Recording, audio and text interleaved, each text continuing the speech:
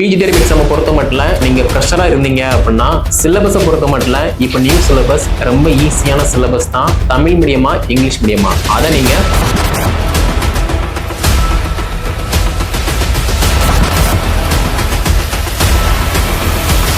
TRP நடத்தக்கூடிய PG டெரிப் எக்ஸாமினேஷனுக்கு நான் புதுசாக படிக்க ஸ்டார்ட் பண்ணியிருக்கேன். நான் வந்து ஹவுஸ் ஒய்ஃபாக இருக்கேன். நான் வந்து ஒரு பிரைவேட் கம்பெனியில் வேலை பார்த்துட்டு இருக்கேன். ஸோ என்னுடைய கனவு ஒரு கவர்மெண்ட் ஸ்கூலில் +1 +2க்கு டீச்சராக போகணும் அப்படிங்கிற மாதிரி புதுசாக யாராவது நீங்கள் படிக்க ஸ்டார்ட் பண்ணுறீங்க அப்படின்னா இந்த வீடியோ தொகுப்பு உங்களை ஊக்கப்படுத்தும். அதே மாதிரி நம்ம என்ன படிக்கணும் என்ன பண்ணக்கூடாது அப்படிங்கிற மாதிரி ஒரு கிளியர் மைண்டோட இந்த வீடியோ தொகுப்பு உங்களை அடுத்தடுத்த ஸ்டேஜுக்கு கூட்டிகிட்டு போகும். ஓகேவா?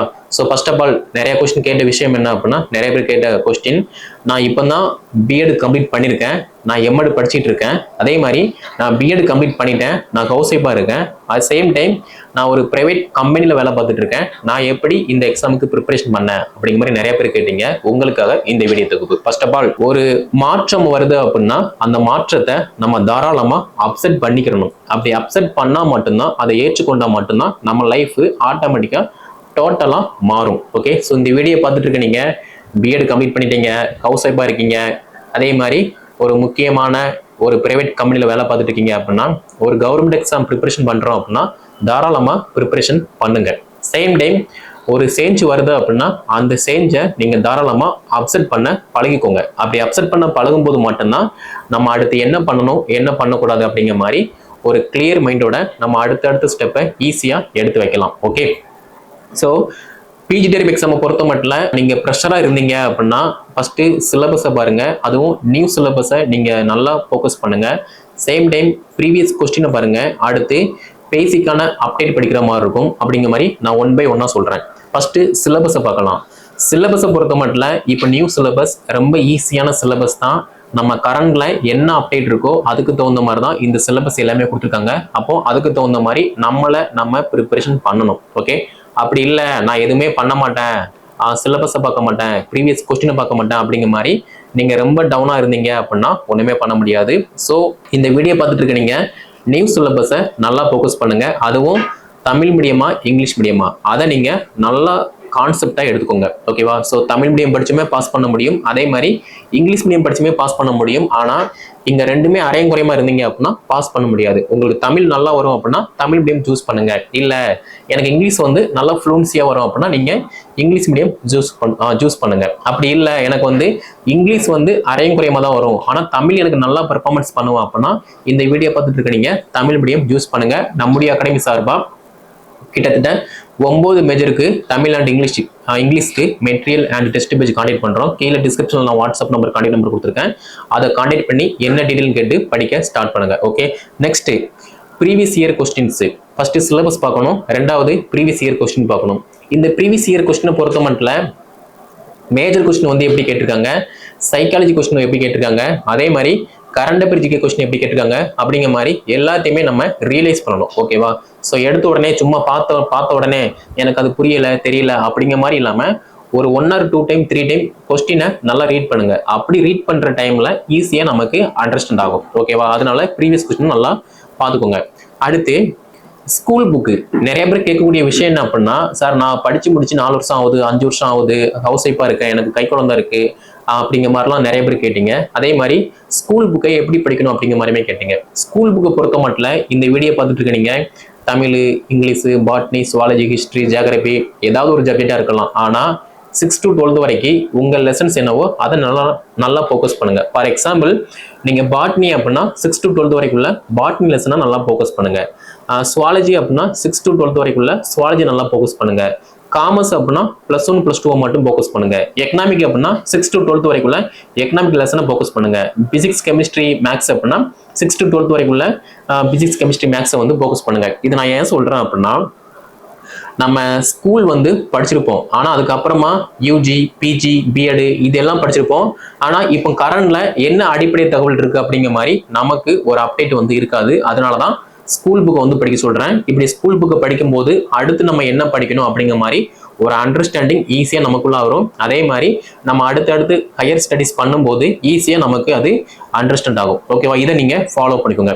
அடுத்து பேசிக்கான அப்டேட் பார்த்தாச்சு. அதே மாதிரி கரண்ட்ல இப்போ மேஜர்ல என்ன அப்டேட் இருக்கு? ஃபார் எக்ஸாம்பிள் இப்போ zoology, botany, geography, commerce, economics இந்த மாதிரி ஒரு சில சப்ஜெக்ட்டுக்கு வந்து கரண்ட்ல நிறைய அப்டேட் இருக்கு. அப்போ அதையுமே நம்ம வந்து ஃபோக்கஸ் பண்ணி அப்சர்வ் பண்ணி படிக்கிற மாதிரி இருக்கும். ஓகேவா? ஸோ இது போக படிச்சா மட்டும் போதாது, டெஸ்ட் வந்து மஸ்ட் இம்பார்ட்டன்ஸ். நிறைய பேருக்கு இருக்கக்கூடிய விஷயம் என்ன அப்படின்னா, சார் எனக்கு புக்கு மட்டும் கொடுங்க, நான் படிச்சு பாஸ் ஆயிடுவேன் அப்படிங்கிற மாதிரிலாம் சொல்றீங்க. நீங்க படிச்சு ஒரு காலமும் பாஸ் பண்ண முடியாது. நீங்க படிச்சதை டெஸ்ட் போட்டு பார்த்து ப்ராக்டிஸ் பண்ணா மட்டும்தான் ஈஸியா மார்க் நல்லா ஸ்கோர் பண்ண முடியும், பாஸ் பண்ண முடியும். ஓகே, ஸோ இந்த வீடியோ பார்த்துட்டு இருக்க நீங்க நான் 10 மணி நேரம் படிக்கேன், 12 மணி நேரம் படிக்கேன் அந்த மாதிரி இல்லாம நீங்க படிச்சதை டெஸ்ட் போட்டு பாருங்க. நீங்க டெஸ்ட் போட்டு பார்த்தீங்க அப்படின்னா மேஜர் கொஸ்டினை எப்படி நம்ம வந்து ஹேண்டில் பண்ணணும், சைக்காலஜி கொஸ்டினை எப்படி ஹேண்டில் பண்ணணும், same time current affair GK கொஸ்டினை எப்படி ஹேண்டில் பண்ணணும் அப்படிங்கிற மாதிரி ஒரு தெளிவு கிடைக்கும். அதனால அதை நீங்க ஃபாலோ பண்ணிக்கோங்க. ஓகேவா? டெஸ்ட் பேஜ் வந்து must importance. Okay, next revision. நான் படிச்சுட்டேன், டெஸ்ட் போட்டு பார்த்துட்டேன், இதுக்கப்புறமா நான் என்ன பண்ணேன்? ரிவிஷன் பண்ணணும். யார் ஒருத்தர் படிச்சதை மறுபடியும் படிக்காங்களோ அவங்களுக்கு தான் அந்த படிச்ச டாபிக் வந்து மறக்காது. அதே மாதிரி இதுதான் ஆன்சர் அப்படிங்கிற மாதிரி எந்த ஒரு டிஸ்ட்ராக்ஷனும் இல்லாம கரெக்டா அக்யூரேட்டா ஆன்சரை வந்து எடுக்க முடியும். அதனால இந்த வீடியோ பார்த்துட்டு இருக்கீங்க, சார் நான் எல்லாமே படிச்சுட்டேன், அடுத்து என்ன பண்ணணும் அப்படிங்கிற மாதிரி கேட்காம படிச்சதை ஒன்ஸ் ரிவைஸ் பண்ணுங்க, ரிப்பீட்டடா படிங்க. அப்படி ரிப்பீட்டடா படிக்கும்போது மட்டும்தான் நமக்கு எதுவுமே மறக்காது. சேம் டைம் ஒரு கொஸ்டின் இருக்கு அப்படின்னா இதுதான் ஆன்சர் அப்படிங்கிற மாதிரி ஈஸியா நம்ம அண்டர்ஸ்டாண்ட் பண்ணி கவர் பண்ண முடியும். ஓகேவா? ஸோ இதை வந்து ஃபாலோ பண்ணிக்கோங்க. நெக்ஸ்ட், நிறைய பேர் கேட்ட விஷயம், சார் பிஜிடிஆர்பி எக்ஸாம் வந்து ரொம்ப கஷ்டமா இருக்குமாம்லா, 10 வருஷம் 5 வருஷம் 3 வருஷம் படிக்கணுமாம்லா, அப்போ நான் எப்படி பாஸ் ஆகும் அப்படிங்கிற மாதிரிலாம் கேட்டீங்க. அப்படிலாம் ஒன்றுமே கிடையாது. 10 வருஷம் படிக்கங்க அப்படின்னா அவங்க ப்ராப்பராக படிக்கல, அதனால வந்து பாஸ் பண்ண முடியல. அதே மாதிரி 4-5 வருஷமா படிக்கங்க அப்படின்னா 4-5 வருஷத்துல வந்து எவ்வளவோ படிக்கலாம், அப்போ ஏன் பாஸ் பண்ண முடியல? கிட்டத்தட்ட ஒரு 1 இயரோ ஒரு 8th மந்தோ படித்தோம் அப்படின்னா ஈஸியாக பாஸ் பண்ணிடலாம். ஓகே, அதே மாதிரி நீங்கள் ஃப்ரெஷ்ஷாக படிக்க வரீங்க அப்படின்னா syllabus, previous questions, school books, syllabus wise UG PG reference இதை மட்டும் நீங்கள் நல்லா ஃபோக்கஸ் பண்ணுறீங்க அப்படின்னா ஈஸியாக பிஜிடிஆர்பி எக்ஸாம் கிளியர் பண்ணி அப்பாயின்மெண்ட் வாங்கிடலாம். இதில் வந்து எந்த விதமான மாற்று கருத்துமே கிடையாது. ஓகே, அதே மாதிரி நீங்கள் எக்ஸாம் ஃபெயில் ஆகிட்டு அடுத்து ப்ரிப்பரேஷன் பண்ணாமல் இருக்கவங்க கிட்ட போய் கேட்டீங்க அப்படின்னா அது ரொம்ப கஷ்டம் அப்படின்னு சொல்லுவாங்க. அதே மாதிரி நீங்கள் எக்ஸாம் ப்ரிப்பரேஷன் பண்ணிட்டு இப்போ போஸ்டிங் யாராவது வாங்கியிருந்தாங்க அப்படின்னா அவங்க கிட்ட கேட்கும்போது இதை நீ இப்படி படிச்ச அப்படின்னா ஈஸியாக பாஸ் பண்ணிடலாம் அப்படிங்கிற மாதிரி மோட்டிவேஷன் பண்ணுவாங்க. ஸோ அப்போ நீங்கள் என்ன பண்ணணும்? நம்மளை யாரெல்லாம் டாமினேட் பண்றாங்களோ அவங்க கிட்ட போய் கேட்காம நம்மளை யாரு மோட்டிவேட் பண்றாங்களோ அவங்க கிட்ட போய் கேளுங்க. அப்பனா தான் அவங்க கரெக்டான வேவா சொல்லுவாங்க, அதை நம்ம ஃபாலோ பண்ண முடியும். ஓகே, ஸோ மற்றவங்க சொல்றதை நீங்க வந்து கேட்காதீங்க, உங்களுக்கு என்ன தோணுதோ அதை நீங்க ஃபாலோ பண்ணுங்க. நீங்க பிஜிடிஆர்பி எக்ஸாம் கிளியர் பண்ணணும் அப்படின்னா நீங்க தான் ஸ்டெப் எடுக்கணும். அதனால நீங்க வந்து நல்லா அண்டர்ஸ்டாண்ட் பண்ணிக்கோங்க. ஓகேவா? ஸோ சேம் டைம் தமிழ் தகுதி தேர்வு. ஸோ நீங்க தமிழ் தகுதி தேர்வை பொறுத்த மட்டும் ஃபர்ஸ்ட் தமிழ் தகுதி தேர்வு, ரெண்டாவது மெயின் எக்ஸாம். நீங்க தமிழ் தகுதி தேர்வுல பாஸ் பண்ணா மட்டும்தான் உங்களோட மெயின் பேப்பர் வந்து வேல்யூ பண்ணுவாங்க. அதனால 6th to 12th வரைக்குள்ள தமிழ் புக்கை நல்லா படிச்சுக்கோங்க. அதை நீங்க டெஸ்ட் போட்டு பாருங்க. அப்பனா மட்டும்தான் தமிழ்ல ஃபெயில் ஆகாம பாஸ் பண்ணி அடுத்த மெயின் பேப்பர்ல நல்ல மார்க் ஸ்கோர் பண்ணி அப்பாயின்மெண்ட் ஆக முடியும். அதே மாதிரி நான் மெயின்ஸ் மட்டும் தான் படிப்பேன், தமிழ் தகுதி தேர்வு படிக்க மாட்டேன் அப்படின்னா நீங்க தமிழே ஃபெயில் ஆயிருவீங்க. உங்களோட மெயின் பேப்பரை வேல்யூ பண்ண மாட்டாங்க. 150 மதிப்பெண்கள் எடுத்தாலுமே ஒரு யூஸும் கிடையாது. அதனால தமிழ் பேப்பர்ல நீங்க பாஸ் பண்ணணும். அப்படி பாஸ் பண்ணா மட்டும்தான் உங்களோட மெயின் பேப்பரை வேல்யூஷனுக்கு எடுப்பாங்க. இதை வந்து நீங்க புரிஞ்சு வச்சுக்கோங்க. ஓகே, ஸோ ப்ரெஷராக படிக்கீங்க அப்படின்னா உங்க எல்லாருக்குமே என்னுடைய வாழ்த்துக்கள்.